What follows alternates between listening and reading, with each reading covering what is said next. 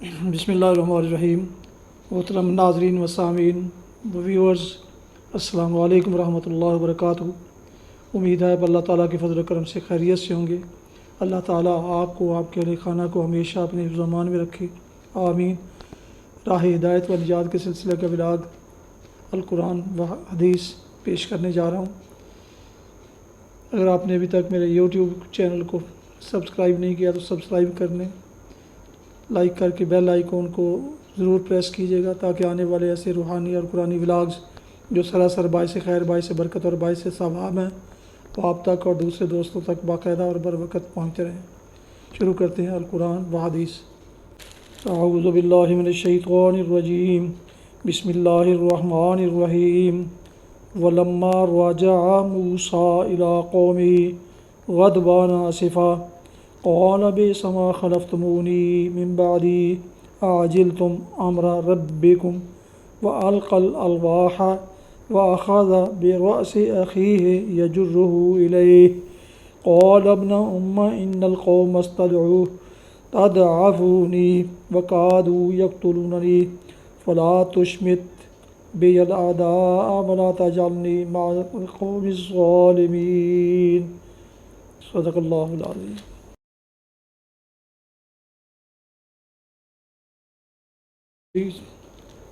آپ نے سورہ الاعراف کی آیت مبارکہ 150 کی تلاوت سماعت فرمائی۔ اس کا اردو ترجمہ پیش کرتا ہوں۔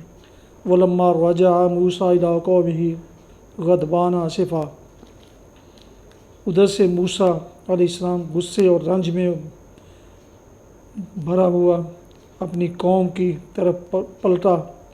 آتے ہی اس نے کہا، بہت بری جانشینی کی تم لوگوں نے میرے بعد، کیا تم سے اتنا صبر نہ ہوا کہ اپنے رب کے حکم کا انتظار کر لیتے؟ اور تختیاں پھینک دیں اور اپنے بھائی ہارون کے سر کے بال پکڑ کر اسے کھینچا۔ ہارون نے کہا، اے میری ماں کے بیٹے، ان لوگوں نے مجھے دبا لیا اور قریب تھا کہ مجھے مار ڈالتے، پس تو دشمنوں کو مجھ پر ہنسنے کا موقع نہ دے اور اس ظالم گروہ کے ساتھ مجھے نہ شامل کر۔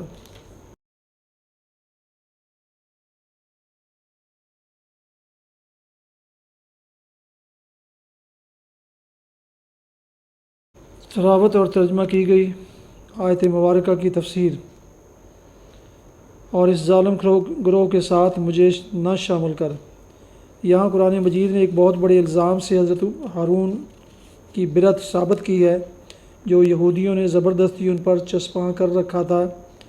بائبل میں بچھڑے کی پرستش کا واقعہ اس طرح بیان کیا گیا ہے کہ جب حضرت موسیٰ کو پہاڑ سے اترنے میں دیر لگی تو بنی اسرائیل نے بے صبر ہو کر حضرت ہارون سے کہا کہ ہمارے لیے ایک معبود بنا دو، اور حضرت ہارون نے ان کی فرمائش کے مطابق سونے کا ایک بچھڑا بنا دیا، جس سے دیکھتے ہی بنی اسرائیل پکار اٹھے کہ اے اسرائیل، یہی تیرا وہ خدا ہے جو تجھے ملک مصر سے نکال کر لایا ہے۔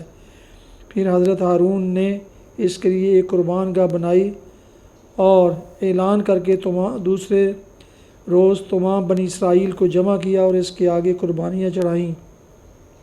قرآن مجید میں متعدد مقامات پر بصراحت اس غلط بیانی کی تردید کی گئی ہے اور حقیقت واقعہ یہ بتائی گئی ہے کہ اس جرم عظیم کا مرتکب خدا کا نبی ہارون نہیں بلکہ خدا کا باغی سامری تھا۔ بظاہر یہ بات بڑی حیرت انگیز معلوم ہوتی ہے کہ بنی اسرائیل جن لوگوں کو خدا کا پیغمبر مانتے ہیں، ان میں سے کسی کی سیرت کو بھی انہوں نے داغدار کیے بغیر نہیں چھوڑا ہے، اور داغ بھی ایسے سخت لگائے ہیں جو اخلاق و شریعت کی نگاہ میں بدترین جرائم شمار ہوتے ہیں، مثلا شرک، جادوگری، زنا، جھوٹ، دغا بازی اور ایسے ہی دوسرے شدید معاصی جن سے آلودہ ہونا پیغمبر تو درکنار ایک معمولی مومن اور شریف انسان کے لیے بھی سخت شرمناک ہے۔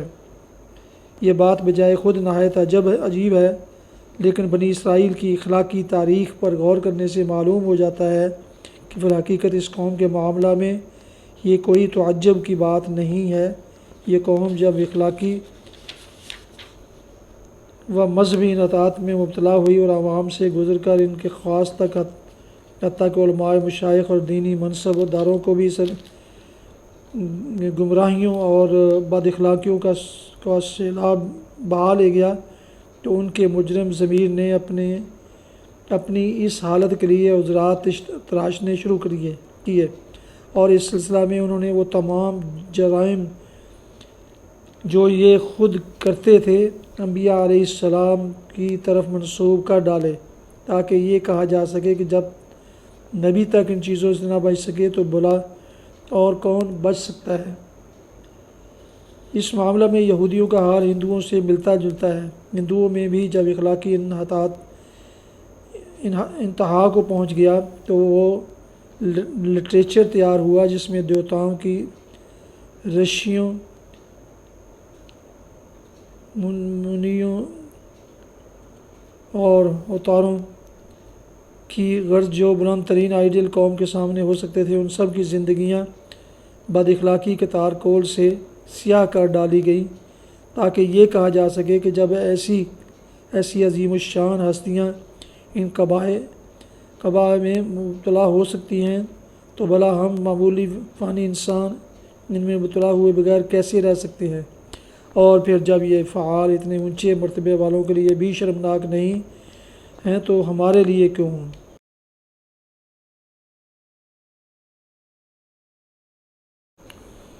حدیث مبارکہ حضرت عبداللہ بن عمرو بن عاص رضی اللہ عنہما سے روایت ہے، رسول اللہ صلی اللہ علیہ وسلم نے فرمایا، اے عبداللہ، تم فلاں شخص کی طرح نہ ہو جانا، وہ رات کو قیام کرتا تھا، پھر اس نے رات کو عبادت کے لیے اٹھنا چھوڑ دیا۔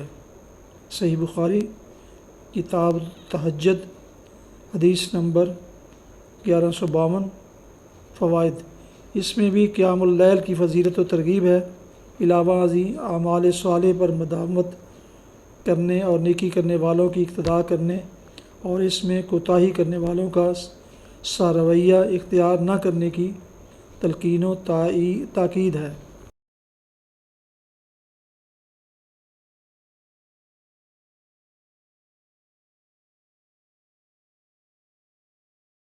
محترم ویورز، یہ تھا آج کا راہ ہدایت و نجات کے سلسلے کا ولاگ القرآن و حدیث، جس میں آج سورہ الاعراف کی آیت مبارکہ 150 کی تلاوت، ترجمہ اور تفسیر بیان کی گئی۔ اس کے علاوہ ایک حدیث مبارکہ بھی آپ کی خدمت میں پیش کی گئی۔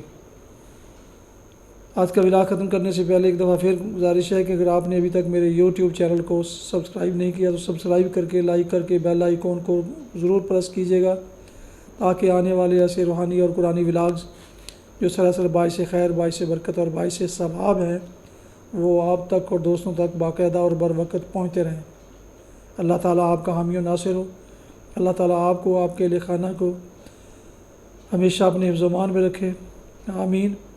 اپنا بہت خیال رکھیے گا، اپنی دعاؤں میں پاک وطن، والدین، آباء و اجداد، اعزاء و اقارب، دوستوں کے علاوہ اس ناچیز کو بھی شامل فرمائیں، تو انتہائی شکر گزار ہوں گا۔ ختم کرتے ہیں آج کا ولاگ اس دعا کے ساتھ کہ آپ جہاں بھی رہیں خوش رہیں، شاد باد رہیں۔ السلام علیکم ورحمۃ اللہ وبرکاتہ۔ پاکستان زندہ باد۔ اللہ حافظ۔